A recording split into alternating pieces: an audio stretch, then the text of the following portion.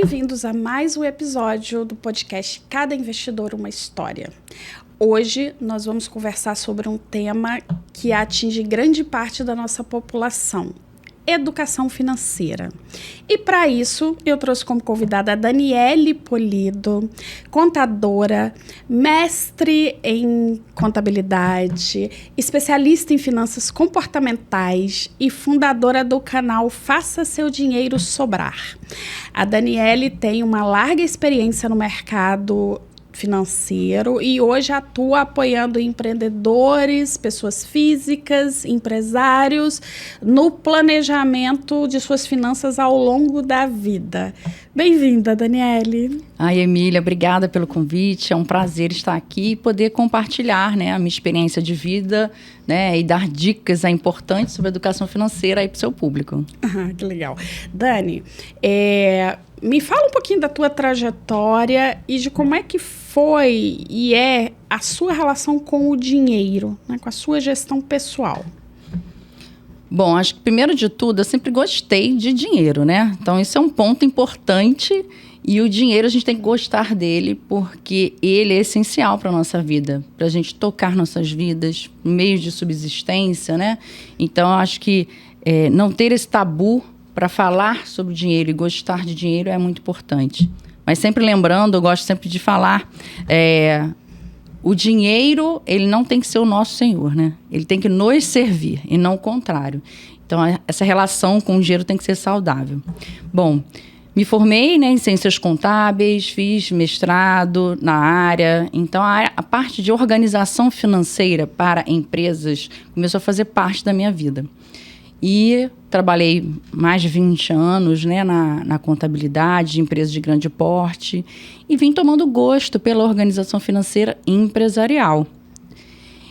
E nos últimos 4 anos, resolvi me especializar na educação financeira, em finanças pessoais, finanças comportamentais. E aí me apaixonei, né? Venho me dedicando a isso, né, nos últimos 4 anos. Sou planejadora financeira pessoal, mas o meu foco, no meu atendimento, eu mapeio muito o comportamento das pessoas. Por quê? É o comportamento das pessoas que leva ao descontrole financeiro, né? A gente, quando lida com pessoas, é um pouco diferente do que lidar com números. Muita gente... Vejo na internet muita gente falando, controla gasto, controla renda. Mas e controlar suas emoções, seus desejos, seus impulsos? Quem é que ensina isso? Então, quando eu fundei o meu canal, Faça Seu Dinheiro Sobrar, foi com esse objetivo. Para que eu possa, de alguma forma, atuar mais no comportamental das pessoas. Para que elas consigam fazer o dinheiro sobrar e, com isso, sim, ter reservas, né, para imprevistos, realizar seus sonhos, né, fazer uma viagem, pagar o estudo dos filhos, enfim, né? Eu acho que quem tem dinheiro tem escolhas. Então, é nisso que eu acredito, né? No seu trabalho com educação financeira, né, é uma percepção que eu vejo também em alguns atendimentos. Muita gente acha que você fazer um planejamento financeiro é você trabalhar com planilha. Eu vou ter um controle de custo, despesa, receita, vou cortar aqui, vou cortar ali. E assim, a gente sabe que é muito mais amplo do que isso. Então, na sua visão, o que realmente significa você começar a trabalhar um planejamento financeiro eficaz que vá além das planilhas? Então, é aí que entra o comportamento, né? Quando, nas minhas mentorias, eu começo a entrevista, né, no primeiro encontro em que a gente faz uma sessão de diagnóstico, eu já vou mapeando, então eu tenho técnicas, tenho testes de comportamento para poder entender como é o perfil do comportamento financeiro daquela pessoa.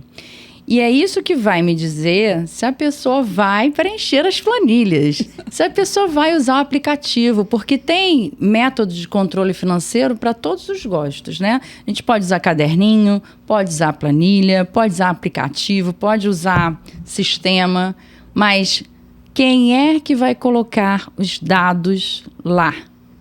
É a pessoa. Então, olha, de novo, né? A gente esbarra no comportamento. Então, É sobre isso. A gente precisa conhecer como aquela pessoa se comporta no dia a dia, sob pressão, para daí eu vou calibrar como é que vai ser esse controle financeiro dela, né? Se é por planilha, se é aplicativo. E esse é o primeiro mapeamento de gastos e renda, que eu considero o choque, né? A pessoa entra em choque quando vê. E é muito importante esse choque, porque muita gente não tem consciência de quanto gasta nem como gasta. E aí é que entra esse diagnóstico, esse mapeamento, ele é muito importante, né? Para ela poder entender, nossa, eu estou gastando muito mais do que eu ganho. Né? E eu ganho bem. E quando ganha bem, então, o choque é maior, né? Verdade. Para onde foi o dinheiro? E aí, no mapeamento, a gente consegue enxergar. E aí, no decorrer dos atendimentos, das mentorias, eu vou trabalhando muito comportamental, para eu manter aquela pessoa na linha, no ritmo, para ela conseguir ficar engajada a fazer os acompanhamentos, a ficar atenta aos seus comportamentos, seus pensamentos, enfim. Eu acho que quando a gente lida com pessoas, não é só técnica, né? Tem técnica, tem comportamento, tem conhecimento, tem muita coisa aí envolvida. Verdade. E assim, nessa trajetória, nesses vários atendimentos, qual é o erro mais comum que você costuma identificar nos atendimentos, o que mais se repete? E o que você acha que provoca esses erros, que faz ele se repetir tanto nas pessoas? Então, né, o que eu vejo são pessoas que criam hábitos. Então, assim, vou dar um exemplo. Um exemplo fica melhor, né? Fica. Eu tenho o aniversário da minha sobrinha para ir no próximo sábado. Tenho que ter uma roupa nova para ir no aniversário. E aí, é um hábito. Para determinados eventos, eu vou ter que comprar uma roupa nova. E, às vezes, a pessoa tem roupas com etiquetas sem usar dentro do armário. Então, isso é muito comum. Vejo isso também com eletrônicos, pessoas comprando o mesmo eletrônico 2, 3 vezes, né? E roupas, material de escritório. Pelo quê? Pelo hábito. Não vai checar antes o que tem para depois partir para a compra. Eu acho que esse hábito que a gente cria, esse é o mais difícil de trabalhar. Porque a gente tem que quebrar esse ciclo, que é um ciclo que já naturalmente ele vem. Isso até se explica pelo comportamento do cérebro, né? O cérebro sempre vai trazer experiências que foram agradáveis no passado para você voltar a repetir. E então quebrar um hábito é complexo, mas é possível. Verdade. Quando a gente vai para um público mais específico, que é ali dos microempreendedores, dos empresários de pequeno porte, é normal que a maioria faça uma mistura dos gastos, né? Mistura os orçamentos pessoais, gasto pessoal com a empresa. Por que essa mistura ela é tão perigosa para ambas as partes, né? Tanto para o CPF do microempreendedor quanto para o CNPJ dele? A mistura, ela já começa toda errada, porque aí, como minha carreira toda dentro da contabilidade, né, fere um princípio contábil fundamental, que é o princípio da entidade, né? Porque você precisa ter a pessoa jurídica, ou caso ainda não seja uma pessoa jurídica firmada, né, com CNPJ, mas já tem um negócio separado da vida pessoal. Então, isso é fundamental para você entender se é o negócio que está dando errado ou se é você que está gastando muito na sua vida pessoal e comendo o dinheiro do negócio. A pessoa jurídica ou o negócio, eles têm que ser uma entidade, uma pessoa separada. E é difícil para o empreendedor conseguir alcançar, né, entender, que eu falo assim, não, eu sou executora, né? Então, por exemplo, eu atendo muito médico, psicólogo, fisioterapeuta, que executa e tem a empresa. Não, mas eu que estou executando. Não, mas a sua empresa é diferente de você. Então, é bem complexo isso. Esse é um ponto fundamental. Tem que separar para você enxergar aonde é que está a deficiência. Se a deficiência está no negócio, se a precificação do teu produto que não está legal, se você está pagando aluguel elevado para o teu negócio funcionar, se você precisa ter, no caso dos fisioterapeutas, ter mais clientes, menos clientes, aumentar o valor da hora do atendimento, enfim. O negócio ele precisa estar girando e ser independente. E um outro ponto que eu considero muito importante para a vida dos empreendedores é se você já é enrolado na sua vida pessoal, precisa se curar antes de abrir um negócio. Porque o rolo que a pessoa já faz na vida pessoal, o descontrole financeiro da pessoa, ela vai levar para a vida do negócio dela. E aí vai virar uma confusão. Ninguém vai saber o que está dando errado ali. Então, para os empreendedores, eu indico sempre isso. Desenvolver o controle financeiro pessoal até antes de abrir um negócio. E separar, né? A vida do negócio está completamente separada da vida pessoal. O planejamento financeiro, essa parte de educação financeira que você trabalha, ela tem 2 pontos ali distintos, né? Eu acompanho o canal Faça Seu Dinheiro Sobrar e eu vejo que você tem um trabalho muito pesado ali em relação à educação financeira mesmo. Mas, assim, existe uma diferença do trabalho que você tem que fazer até esse dinheiro sobrar, né? Uhum. E até você conseguir passar para outra fase, que é construir patrimônio. No seu ponto de vista, qual é o caminho que as pessoas devem seguir, principal, para conseguir sair, né? Primeiro, depois que você faz o dinheiro sobrar, digamos assim. Aí qual é o próximo passo para você entrar na segunda jornada, que é efetivamente construir patrimônio, né? Fala um pouquinho disso pra gente. Então, esse é um ponto interessantíssimo que você tocou, porque muitas pessoas me procuram assim, eu quero aprender a investir. Eu acho engraçado. Aí eu pergunto, mas você já tem quanto disponível para investir? Não tenho nada. Falei, então como assim você quer investir? Porque o investimento, ele é um dos pilares, né, da educação financeira. Então, eu trabalho com os pilares de desenvolver mentalidade. Então, desenvolver a mentalidade, trabalhar o comportamento financeiro, depois fazer a organização financeira e trabalhar muito planejamento. Então, controlar gastos e rendas, olhar para o futuro, guardar antes para poder gastar depois. E aí, quando começa a sobrar, constitui a reserva de emergência, uma reserva de imprevistos. E aí, nesse momento, trabalhar bem também a mentalidade, a preocupação que essa pessoa tem que ter para conservar o patrimônio e multiplicar o patrimônio. E aí, meu trabalho acaba. Por quê?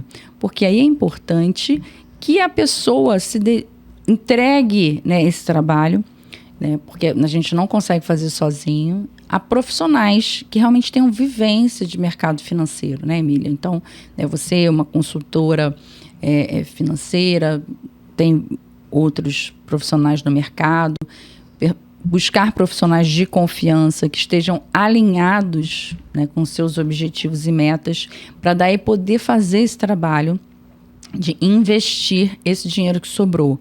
Investir de que forma? Para conservar o patrimônio, porque senão a gente perde, né? A gente tem visto aí investimentos de renda fixa, teoricamente muito seguros, né, vindo à bancarrota, né, ultimamente aí, por instabilidades financeiras das empresas. Então, a gente vê... Então, não é assim, da diquinha de investimento. Eu acho que é preciso ter um olhar diferenciado, ter um olhar profissional para poder conservar o patrimônio e também multiplicar o patrimônio. Porque aí, multiplicando o patrimônio, gente, você botar os juros compostos e o dinheiro para trabalhar para você é o melhor dos mundos. Porque aí você pode, além de multiplicar, conseguir fazer, né, ter uma renda passiva, conseguir fazer uma reserva para aposentadoria. Então, cara, é fantástico. Quando você tem já o dinheiro, aí o universo se abre para trabalhar, né, aquele dinheiro ali. É verdade. Você tem um trabalho muito legal na Comissão de Educação Financeira do CRC no Rio de Janeiro. Vamos falar um pouquinho de como que está a situação do Brasil, né? Como é que está a evolução da educação financeira no país de uma forma geral. O brasileiro, ele já acordou. Porque, assim, se a gente voltar algumas gerações, nós não tivemos educação financeira nas escolas, né?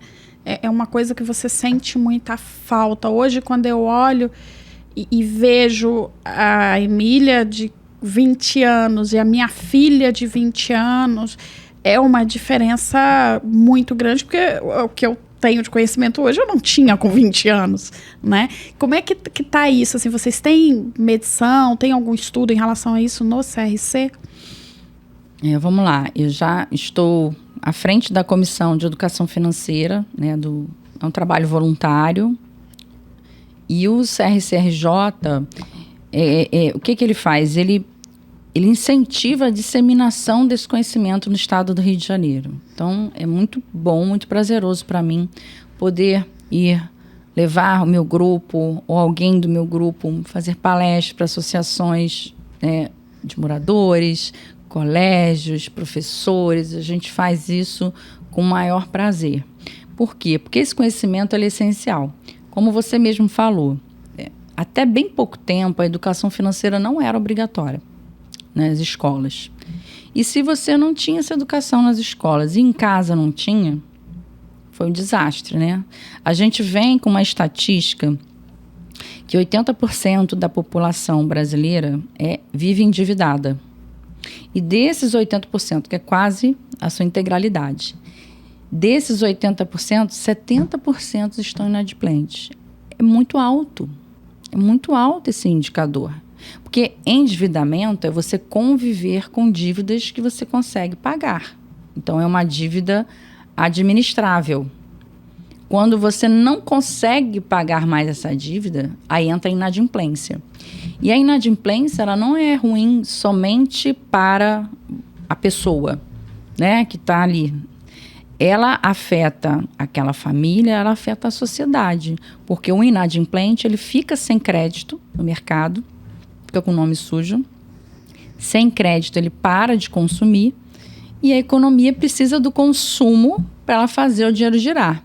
Então, fazer o dinheiro girar para a economia é fundamental. Então, as pessoas que têm um equilíbrio financeiro, elas vão ter um consumo constante, né, e saudável. Então, isso que é importante. Então, a gente tem um perfil, né, esses 80%, cai para 78%, sobe para 79%, mas está nesse perfil de girando em torno de 80% da população brasileira endividada já nos últimos 10 anos. Sim. Se nós temos mais ou menos 80% da população hoje que está extremamente endividada, então talvez na maioria dos casos o primeiro passo do processo, né, de reorganização financeira é organizar as dívidas. Né? E aí, assim, a gente vem hoje de um ciclo de quase 2 anos de alta da taxa de juros, da Selic, que acaba pressionando o custo do crédito, porque os bancos vão elevar as taxas de juros de todas as linhas de crédito, dependendo de como se movimenta a Selic. O que você daria de dica para uma pessoa que está endividada, que está com o nome no Serasa, que quer sair desse status quo? Assim, quais seriam as primeiras providências que ela deveria tomar para poder reorganizar, fazer acordo com o banco, enfim? Primeiro ela precisa tomar consciência das dívidas e dos gastos necessários para ela sobreviver. Ela precisa entender de quanto eu preciso para viver e qual é a minha dívida. Porque eu já atendi pessoas em que ela não tinha condição de pagar a dívida. A situação estava tão crítica que ela não tinha condições. Porque senão ela teria que deixar de comer. Então, ela já não tinha de onde tirar. Então, é preciso primeiro fazer esse mapeamento para poder entender de quanto você precisa para viver, subsistência mesmo, né? Comida, luz, água. E dali, o que dá para estancar? Então, tem gente que já não tem mais de onde tirar.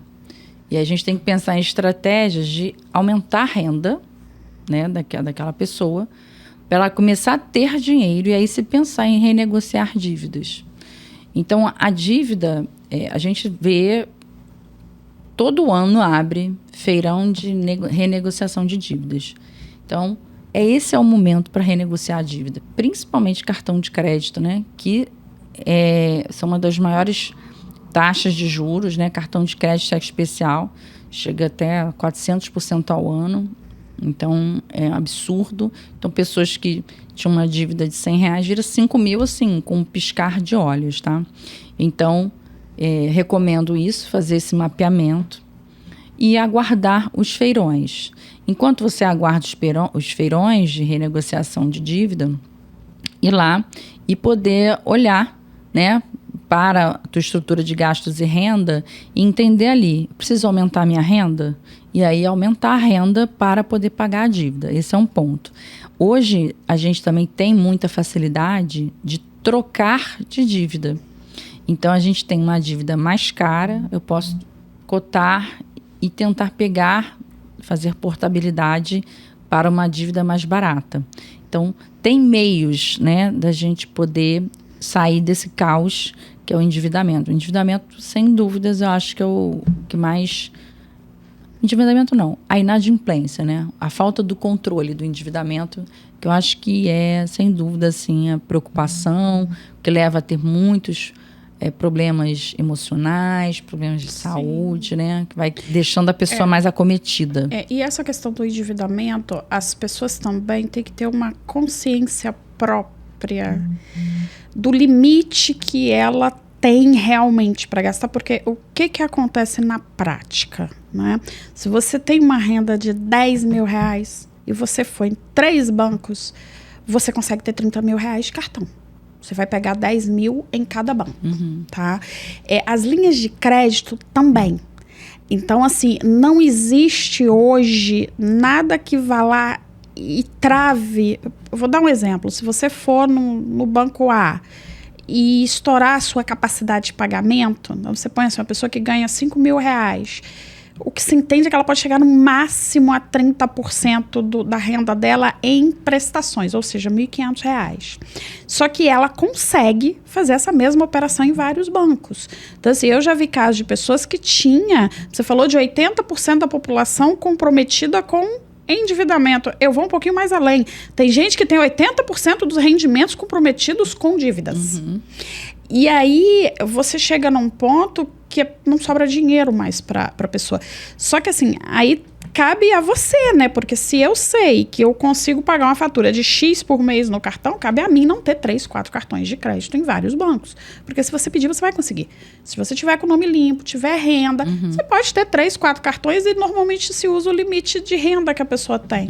Então, isso faz muito mais parte de mim, né? Do meu eu. E, assim, esse próximo ciclo, se a gente tiver... Hoje tem reunião do Copom, né? Tem Selic. Se for concretizado o que se espera e as taxas de juros começarem a cair, nós vamos passar pelos... Os próximos meses serão meses muito bons para se buscar repactuar a dívida, renegociar, reorganizar, e ser muito firme na conversa, né? Numa negociação é muito importante você virar para o banco ou para o feirão e falar, olha só, eu consigo pagar isso. Porque, assim, às vezes, eu já vi muita situação de você fazer uma repactuação de dívida, a pessoa paga 2 meses e para de pagar. Para de pagar. Porque não foi feito da forma como deveria ter sido feita. Essa solução que você fala de trocar dívida, existem algumas linhas de crédito que são um pouco mais longas e que têm taxas muito melhores por conta de garantias adicionais. Então, assim, aquele crédito direto ao consumidor, né, que se chama de CDC automático, é uma das linhas de crédito mais caras. Então, assim, uma coisa, quando a gente vai fazer uma dívida, é bom... Eu sempre falo que a pessoa que está do outro lado da mesa te atendendo, seja o gerente do banco, o assessor, o consultor, ele tem que entender o máximo possível para que você quer aquele recurso, para ele tentar te sugerir a melhor opção. Porque, por exemplo, se você vai comprar um carro, você vai fazer um financiamento de veículo, você não vai pegar um crédito automático, a taxa é muito menor. E quando eu tenho o veículo como garantia, a condição é melhor. Da mesma forma que aquela pessoa pode ter direito a um crédito consignado. Então, eu acho que E aí a outra questão que eu vou te perguntar agora é o seguinte: por que fazer dívidas? Em que momento vale a pena eu ter uma operação de crédito? Será que não é melhor eu me educar para fazer uma economia, guardar dependendo do que eu quero adquirir, ao invés de contratar uma operação de crédito, que é uma coisa mais imediatista? Então, você falou imediatista, essa é a palavra, né? As pessoas se endividam porque elas querem agora. Então, essa reeducação ela é importante, né? Então, a gente precisa entender, eu preciso disso agora? Eu preciso? É necessário? Quais são as minhas prioridades? Se eu puder esperar, eu vou esperar. Essa espera, né, enquanto você falava aí de ir para o banco, estudar linhas de crédito, as pessoas não têm paciência disso tudo, porque elas querem o fácil para poder consumir o agora. Então, o que elas usam? O cartão de crédito, porque é fácil parcelar, e o cheque especial, porque já está lá habilitado na conta. Ou seja, as duas linhas de crédito mais altas do país. Isso aí. Se ela conseguir se reeducar e se planejar, olha o planejamento aí, se planejar para um gasto que seja algo relevante, importante para a sua vida. Então, quando a gente fala de controle financeiro de planejamento, não está aqui ficar fazendo sacrifício, parando de viver e ficando pão duro. Não é isso. É a gente saber usar o dinheiro para também realizar sonhos, né? E projetos de vida. Então, eu acho que esse planejar é um passo para trás. Vou parar para me organizar, ver se eu consigo guardar esse dinheiro, em quanto tempo eu tenho até chegar a esse sonho, digamos, formatura de um filho. Quando seu filho entra numa faculdade, você já sabe, né? Se nada acontecer de errado no meio do caminho, que você já vai se formar. Então, é algo previsível. Então, você tem quanto tempo ali? 3 anos, 2 anos, dependendo do curso, 4 anos, para você falar, não, vou começar a guardar um dinheiro agora, para lá na formatura dele eu ter o dinheiro. Então, isso que é uma reeducação financeira. A gente guardar dinheiro antes para gastar depois. Mas aí até, complementando o que você falou no finalzinho, né? Em que momento seria interessante, né, assumir um empréstimo? Eu entendo que dinheiro tem que fazer dinheiro, né? Então, assim, vai montar um negócio, vai abrir um negócio. Poxa, você vai pegar dinheiro emprestado, vai pagar juros. Esse dinheiro não vem de graça, né? Você vai pagar lá uma diferença para o banco, que é os juros, mas com a intenção de fazer mais dinheiro. Você vai montar um negócio, você vai empreender. Então, show. Acho que aí vale a pena. Eu atendo muita gente que vive de aluguel, mas odeia esse troca-troca. Embora financeiramente, você fala assim, eu tenho um dinheiro, vou aplicar no mercado financeiro, vou ter um retorno maior, mas a paz daquela pessoa nunca vai ficar suprida porque ela não tem um imóvel próprio. Então, eu acho que nessas ocasiões também pode ser indicado pegar um financiamento para você comprar o teu imóvel e dar aquela paz, né, de você ter o teu teto, seu próprio.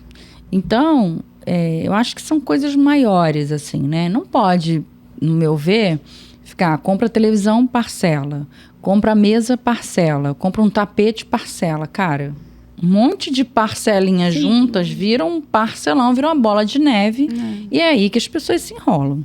Eu brinco com os clientes, eu falo que o meu público, né, é outro, mas eu brinco com eles e sempre falo o seguinte, olha só, usa o cartão para fazer compras altas, que você vai ter um ganho legal de milhas, e sempre fala assim, vê quanto é o desconto para pagar à vista. Se o desconto for inferior ao que você tem na aplicação por um ano, a resposta já está dada. Então, se você tem lá 5% de desconto para compra à vista, o investimento anual está te entregando 14%, você já sabe a resposta. Parcele no cartão sem juros, mas pague a fatura integral do cartão. Isso. Né? Porque aí você tem os benefícios de milhas, mas assim, é fundamental. Então, a pessoa que já está no segundo passo, ela ainda consegue usar algumas estruturas financeiras para se alavancar. Então, você vai comprar, sei lá, os móveis planejados, né? Costuma ser um gasto maior. Então, você pode parcelar aquilo sem juros no cartão, porque na maioria das vezes o desconto não vale a pena você pagar à vista. Agora, me fala uma coisa. Nessa nossa conversa, parte do que você falou tem um pouquinho a ver do que eu uso muito no meu trabalho, que é a gestão por objetivos. né? É você criar metas e criar as famosas caixinhas, né? Então, assim, eu divido muito em caixinhas de curto, médio e longo prazo, e eu tenho situações que tem a caixinha, por exemplo, no meu caso tem muita caixinha de viagem, né? Os clientes começam a se preparar para viajar, e são pessoas que já têm patrimônio estabelecido e mesmo assim se organizam e se preparam, às vezes nem precisando disso. A consciência financeira delas já é tão grande que mesmo podendo pagar à vista, elas planejam. Então, assim, eu tenho hoje algumas pessoas planejando a viagem do ano que vem para o exterior, né? Então, assim, a pessoa vai lá, se planeja em quanto que ela vai comprar a moeda, porque tem que verificar ali o câmbio, e faz pesquisa de cotação de cartão, e eles se preparam para fazer viagens mais caras, e às vezes a pessoa que realmente deveria estar fazendo aquilo, não faz, né? Essa questão voltando no planejamento por objetivos. No atendimento que você faz da curadoria de educação financeira, você entra nesse mérito. Aí, exemplos, se uma pessoa chegar para você e falar assim, Dani, eu quero me organizar porque eu quero comprar meu imóvel financiado, que eu não tenho dinheiro para pagar. E aí, nesse atendimento, você consegue fazer a curadoria para tirar a pessoa do momento X que ela está e levar até a concretização da compra do imóvel? Isso, acho que até é fundamental ter objetivos, né? Porque a pessoa fica mais motivada a fazer todo o trabalho de saneamento, né? De cura, que eu falo, financeira, de cura do imbróglio financeiro para poder alcançar seu objetivo.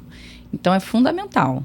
E primeiro de tudo, não sobra dinheiro hoje, mas você quer comprar o seu imóvel. Vamos ver as condições de compra desse imóvel hoje. Eu tenho que ter um percentual do valor de entrada. Qual é o valor do imóvel que você deseja? Então tá, vamos pesquisar, vamos ver quanto que é o percentual. Quanto você tem que ter, então, para poder dar de entrada? Mesmo pegando uma linha de financiamento, você vai ter que ter um valor de entrada. Você tem que pagar as custas, né, da compra do imóvel, os impostos, que são valores elevados. Se precisar fazer alguma obra, vai ter que ter um dinheiro também. Então, a gente faz essa conta logo no início dos atendimentos para poder entender qual é o montante que a pessoa vai ter e fazer o dinheiro sobrar, né, para alcançar aquele montante, e aí começar o trabalho perseguindo aquela meta. Então, acho fundamental ter uma meta. Né? Quando é uma viagem, uma formatura, também é uma delícia fazer esse trabalho, porque é algo muito prazeroso você realizar um sonho. Realizar o sonho da compra da casa própria também, né? A pessoa fica radiante. É um dos maiores sonhos do brasileiro. Não né? é? Qualquer pesquisa que você olha é uma das mais citadas. Então, voltando na questão da gestão por objetivos, lá no início, você falou que às vezes a pessoa te procura para investimento e ela ainda não tem dinheiro para investir. E quando a pessoa já tem um pouco de dinheiro para investir, que rumo que a conversa toma? Então, se ela já tiver um pouco, primeiro, assim, eu ensino a ler as lâminas, então é um trabalho que eu gosto. Então, vamos investir em renda fixa para formar reserva de emergência. Primeiro eu vejo se ela já tem uma reserva para algum imprevisto. O que é isso, né? Reserva para imprevistos, reserva de emergências, alguns chamam de reserva de paz, porque realmente dá paz, né? É a gente ter um dinheiro guardado em uma aplicação financeira segura e de fácil resgate, porque o imprevisto acontece a qualquer momento, e você ter o suficiente para bancar seus gastos por pelo menos 3 meses. Se tiver para 6 meses, maravilhoso. Era a minha próxima pergunta. Se tiver para um ano, X assim, de reserva, ainda. Né? É o que eu falo assim, quem não tem nada, juntou para 3 meses já é uma vitória, né? Que o meu público é muito daqueles que não tem nada e começam a conseguir guardar. Então, é o que eu falo, começa com a meta de 3 meses para imprevistos, vê quanto você gasta, né? E aí junta aquele valor. E aí coloca em aplicações de renda fixa, de fácil resgate, de liquidez, que sejam seguras, que não sejam voláteis. Então, eu gosto de ensinar ali as lâminas, até fundos de investimento, entender de tesouro direto, entender dos CDBs, LCIs iniciais.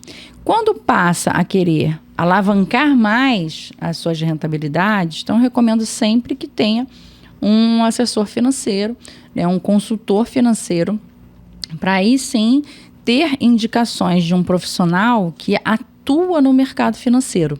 Porque eu acho que isso é fundamental. Tem a experiência do que está bom no momento. Porque aprender um pouquinho de renda variável também é bom. Mesmo que o perfil da pessoa seja, sou muito conservadora, digamos.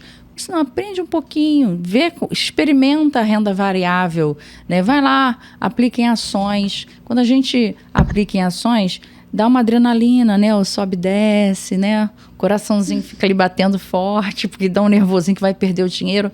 Bota só um pouquinho. E aí o consultor financeiro, como tem a vivência, né? O assessor financeiro vai lá e vai saber indicar esse caminho.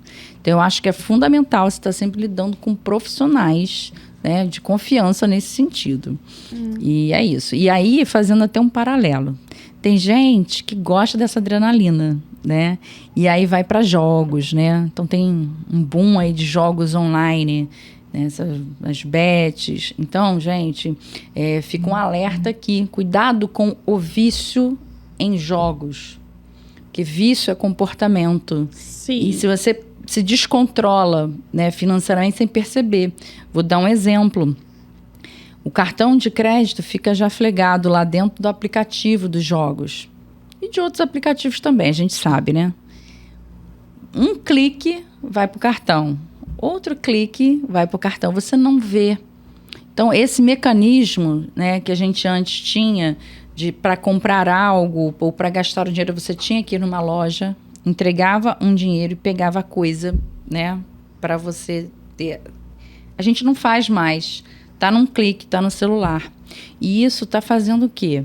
Com toda a engenharia que tem nos aplicativos, leva dopamina para o teu cérebro, vai te levando a mecanismos que são os mesmos das redes sociais para te viciar, para te prender ali, e você vai ficar numa ciranda financeira. Então, muito cuidado, né, com o vício em jogos, né? E o vício também em compras online. Eu acho que é parecido, né? Aqueles aplicativos, tem gente que fica assim... compra sem precisar. Compra sem precisar. E a outra questão é que os jogos não são investimentos, né? Que as pessoas confundem às vezes. Eu já ouvi uma vez, eu estou investindo... Eu falei, tá, mas não é um investimento, né? Tem uma frase que a gente usa muito quando vai conversar com as pessoas. A gente tem duas questões que precisam ser mais discutidas, que são os jogos online e a questão das pirâmides financeiras também, né? E assim, eu sempre falo com o cliente, olha só, tem uma regra básica. Existe um tripé de investimentos que se chama rentabilidade, risco e retorno. E eu brinco e falo assim, olha só, essas perninhas, uma vai estar sempre quebrada. Você não vai conseguir, não existe nenhum investimento que te dê rentabilidade, liquidez e retorno. Não existe, né? Então, assim, se você tiver um rendimento que tem uma probabilidade de entregar alta rentabilidade, você tem um risco mais alto. Se você tem um investimento com liquidez alta, você tem um risco mais baixo. Não existe as três coisas. Então, assim, eu conversando com um cliente há cerca de um mês atrás, eu brinquei com ele e falei, olha, se uma pessoa chegar para você e falar que ela vai te entregar retorno alto, com liquidez e sem risco, corre. Não existe, corre, né? Sim. Corre porque tem alguma coisa errada, não tem como. Da mesma forma que não tem como ninguém, a não ser que esteja te fazendo um investimento pré-fixado, te garantir retorno, né? Eu consigo trabalhar com teses, mas eu não consigo falar para você assim, eu vou te entregar 5% ao mês. Isso já aconteceu na vida real, tá? Eu te garanto 5% ao mês. Sugestões de carteiras muito arrojadas também, às vezes são pegadinhas financeiras. Por exemplo, se uma pessoa é muito conservadora e ela recebe, um exemplo prático, né? A gente está com o Selic a 15 neste momento.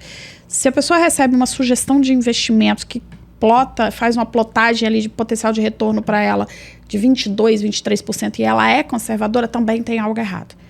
Porque normalmente a gente não consegue entregar, consegue às vezes entregar um pouco mais do que o CDI. Então, assim, tem algumas pegadinhas que as pessoas precisam estar mais atentas para que no longo prazo ela consiga realmente construir o patrimônio que faça sentido ali para a vida dela, né? Para a situação de realidade dela.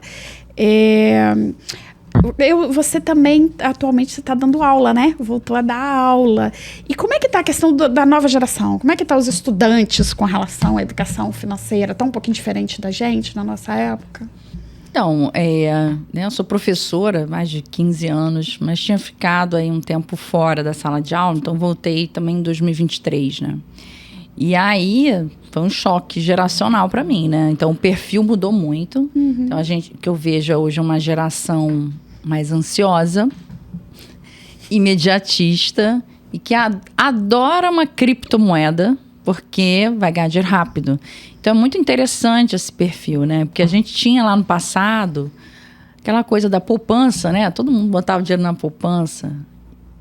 Um ganho a longo prazo, é um pouquinho, mas é seguro. E que assim a gente via as pessoas antigamente. Então hoje a galera, ela quer ganhar dinheiro rápido. Nossos pais gostavam muito de imóveis, né? Imóveis, Terreno. que é seguro. E aí eu falo, cara, mudou muito. Então eu acho que é importante trabalhar um pouco a ansiedade das pessoas. A gente voltar um passo atrás. Porque planejamento, de novo, é a gente olhar para frente, né? E poder enxergar. Faltam 2 anos para eu atingir o meu objetivo, que eu vou precisar de dinheiro. Então, agora eu vou começar a caminhada. Então, a gente precisa desse passo a passo, desse step by step, a gente subindo os degraus para alcançar o objetivo. Essa coisa de dinheiro rápido é um perigo, é o que você falou. Pode dar certo? Pode. Se você conseguir pegar uma cripto na baixa, ela dá uma subida rápida, você ganha dinheiro. Mas se você não souber investir, não souber sair na hora certa, porque você fala assim, vou deixar, porque vai subir mais um pouquinho. Aí no dia seguinte ele cai. É proporcional, né? O que sobe muito também cai muito. Cai muito. Né? Então tem que saber se está adequado ali para o que você quer. E também se você tem disponibilidade financeira para estar se arriscando. Isso aí. Né? Uma última pergunta. Existem alguns investimentos financeiros que, no meu dia a dia, eu às vezes acho que as pessoas não têm tanto conhecimento de que elas podem ter acesso. Vou dar um exemplo. O Tesouro Direto, emissões de crédito privado, que são as famosas debêntures, CRAs e CRIs, elas têm um valor baixo de entrada. Então, assim, no Tesouro você consegue comprar com menos de R$50. E papéis de emissão privada também é relativamente baixo. Tem muito papel que você consegue aplicar a partir de R$1.000 aproximadamente. No caso das pessoas que você atende, que já saiu ali, já conseguiram fazer o dinheiro sobrar e você começa a entrar nessa parte dos investimentos. Como é que está o conhecimento financeiro dessas pessoas em relação a esses investimentos? Elas sabem que elas podem aplicar? Não sabem, têm medo e ficam muito desconfiadas. Então, quando eu apresento, por exemplo, Tesouro Direto, que eu acho que é um investimento com risco baixo, porque é risco soberano, né? Eu explico a dinâmica do investimento para ela, boto lá o site oficial, falo para ela entrar lá, fazer simulações. Meses depois, ela toma coragem para poder colocar um dinheirinho dela lá. Um dos investimentos mais seguros do país. Então, assim, eu acho que esse trabalho que eu gosto de fazer, que é de divulgar a educação financeira, é muito para mostrar esses investimentos são acessíveis, né, que rendem o dobro da poupança nos últimos anos, que a Selic tem andado alta, né, relativamente alta. Vamos lá, vamos botar aí uns 4 anos que a Selic está num patamar mais elevado, está batendo o dobro da poupança, né? Sim. Pelo menos. Mais que isso. Mais do que isso. Nesse momento, mais que isso. E aí é o que eu falo para as pessoas, gente, não deixa dinheiro na poupança. Você tem outros investimentos tão seguros quanto a poupança e que tem uma liquidez, outros nem tanto. Então é importante se atentar para isso, né? E aí que você pode multiplicar o seu patrimônio mesmo sendo conservador. Vai proteger e multiplicar. Então, assim, é difícil. Já as debêntures, eu costumo dizer também uma outra coisa, né? Quando a gente investe em debêntures, você está investindo em empresas.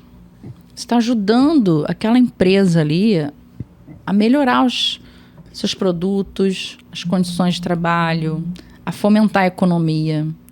Então, gente, assim, não é jogar dinheiro fora, né? Quando você compra um papel de um banco, um CDB, uma LCI, LCA, você está dando dinheiro para aquele banco também tocar os seus negócios. Um vai tocar seus negócios de maneira geral, vai poder emprestar mais dinheiro, vai poder mexer com as taxas de juros e tal.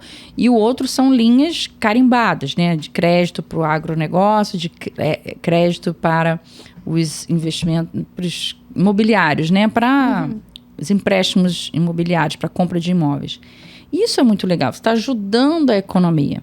Então, o que eu falo assim, gente, vai jogar dinheiro fora lá nos jogos, faz aplicações, quer ter um pouquinho mais de adrenalina, aplica também ações um pouquinho. Porque ações você está também investindo em empresas. Sim, verdade. Empresas que estão gerando empregos, que estão jogando no mercado. E isso é muito legal, a gente ter essa consciência. Então, o mercado financeiro, a gente precisa difundir mais o que existe. Eu gosto nas minhas palestras, eu falo muito do controle, do planejamento, da mentalidade. Mas no finalzinho, quando começa a falar disso, você vê que as pessoas ficam, que não conhecem. E assim, é muito importante que as pessoas sempre tenham duas questões em mente.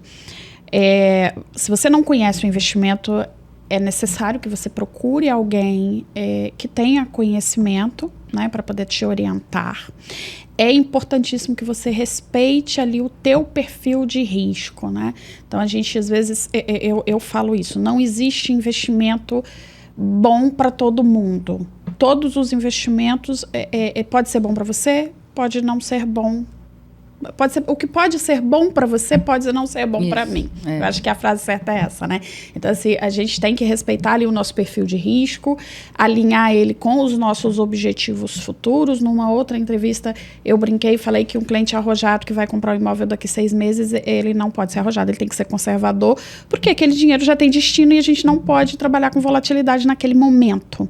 Então, essa conversa, estar atento a perfil de risco, de investimentos, para poder escolher os investimentos, vai resolver uma questão que você falou no início, que é a questão da ansiedade, de você fazer escolhas erradas e tomar decisões erradas, porque quando você faz aplicações que não estão de acordo com o teu objetivo e com o teu perfil, você naturalmente vai acabar liquidando aquele investimento na hora errada, né? Se você é uma pessoa conservadora e aplica em bolsa, quando a bolsa cai, você fica nervoso, não dorme, fica com ansiedade e vende o papel na queda. Então, você acabou de cometer uma decisão que te gerou prejuízo, né? Mas, assim, a título de dica, tem 2 canais na internet para quem quiser se aprofundar um pouquinho mais sobre investimentos, que eu gosto muito, que é o site da Bovespa, o site da B3 e o site da Ambima, que é um dos órgãos reguladores do mercado financeiro. Nesses 2 sites tem muito conteúdo gratuito, cursos para pessoas iniciantes no mercado de investimento, tem também cursinho de educação financeira, muita dica, muita coisa boa. Então, assim, são 2 sites de 2 empresas que eu gosto muito e eu sempre falo para quem está iniciando, e de graça, né? Você não gasta nada, é só entrar lá, se inscrever, procurar os cursos que mais se adequam com você. Então, é uma dica minha, que já trabalho mais para a área de investimento.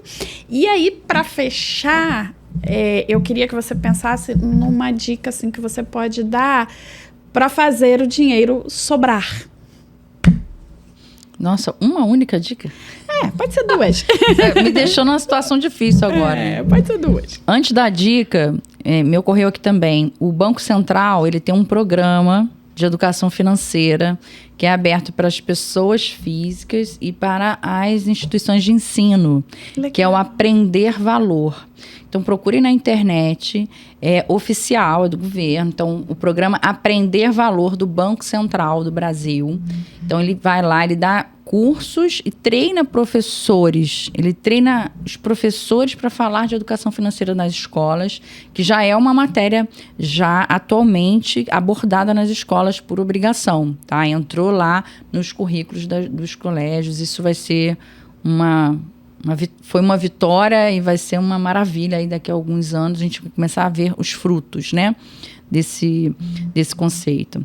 Então, assim, para fazer o dinheiro sobrar, uma dica, eu acho que é a gente ter consciência de aonde é que você gasta o dinheiro hoje e o que você quer para o futuro. Eu acho que é isso. A gente tem que ter consciência para onde é que está indo o dinheiro. Se está indo para o cafezinho todo dia, se está indo para o lanchinho, para o presentinho, que às vezes a gente não percebe que a gente vai, o dinheiro vai igual água. Se está indo para muita compra parcelada, para onde é que está indo o seu dinheiro? E o que você deseja fazer quando esse dinheiro sobrar? É a questão dos objetivos. É fundamental a gente ter um objetivo na vida.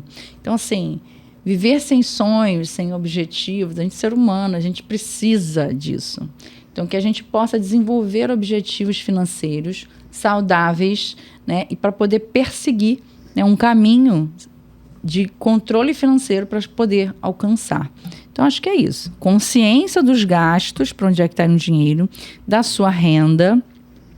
Essa consciência, a gente tentar equilibrar gastos e renda. Claro, a gente tem que viver com o que a gente ganha, né? E também acho mas eu quero ter um padrão de vida maior. Não tem fórmula mágica. Vai ganhar mais dinheiro. Trabalhe isso. Mais. Trabalhe mais. Use a criatividade, faça renda extra. Então, eu falo assim, não tem como. Você gasta, você recebe. Você tem que viver com isso. Então, assim, viver nesse patamar. É isso que a gente também precisa trabalhar aqui, ó. Trabalhar a mente, né?